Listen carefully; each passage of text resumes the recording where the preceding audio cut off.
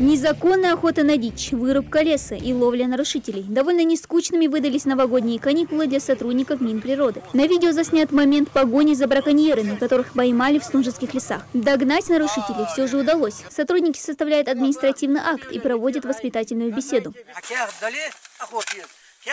Незаконная охота, формулировка. Незаконная охота, и все.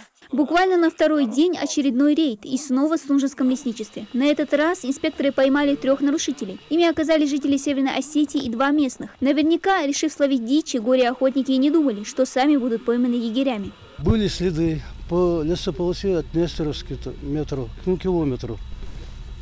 И собаки, и люди, охотники. Так, мы по следам поехали, их на месте задержали.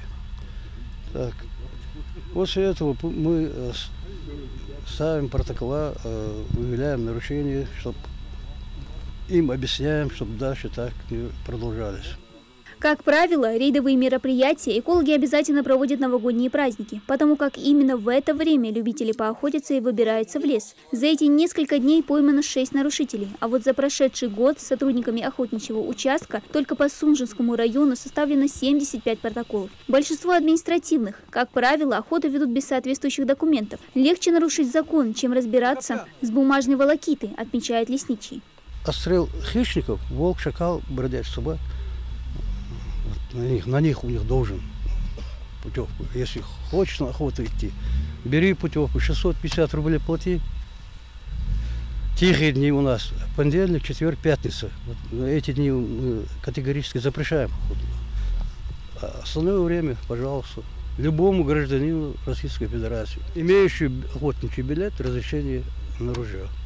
Незаконная вырубка леса – еще одна главная проблема, с которой борется в министерстве. Несколько дней назад в ходе очередных выездных мероприятий в Снужинском районе инспекторами также выявлен факт незаконной рубки деревьев. Мы сейчас выехали в Нестеровское участковое лесничество. Это арестованный лес, который здесь стоит у нас, который мы арестовали за эти праздничные дни. Мы проводили 4 рейда по незаконной рубке лесных насаждений, выявили массу фактов незаконной рубки, арестовали лес, доставили здесь на нижний склад. Древесина с несколько лесничеств, с Алкунского участкового лесничества, с Мужичинского и с Нестеровского участкового лесничества. По всей видимости, нарушители не подозревают, что своим топором наносят вред не только природе. Ущерб за 1 кубометр срубленного леса составит 1,5 миллиона рублей. Сумма немалая, учитывая, что сейчас на складе насчитывается порядка 50 кубометров срубленного леса. В отношении всех должностных лиц лесного хозяйства, инспекторов проводятся проверки служебные. Они все будут привлечены к ответственности. И также по установлению лиц, осуществляющих эту незаконную деятельность, тоже работа проводится административные расследования.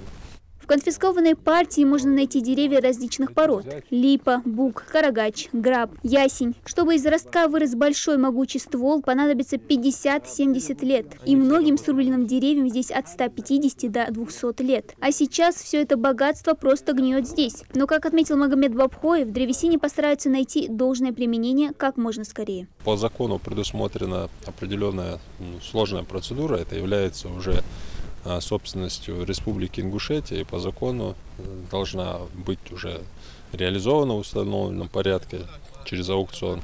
Но этот у нас первый вопрос такой, мы его сейчас прорабатываем, что по закону с ним можно делать, либо реализовать в установленном порядке, либо использовать для нужд лесного хозяйства.